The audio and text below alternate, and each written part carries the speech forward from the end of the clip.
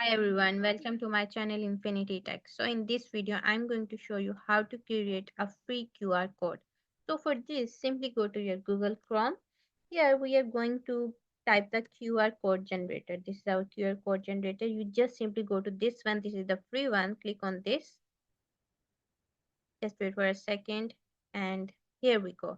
Okay, we can create the QR code if you have any WhatsApp link, any email, any app, any PDF. So here I'm going to give them a link. I want to create a QR code for this Wikipedia website. Just copy the link and paste the link here. And this will create the QR code in some seconds of this simple creation of the Wikipedia website.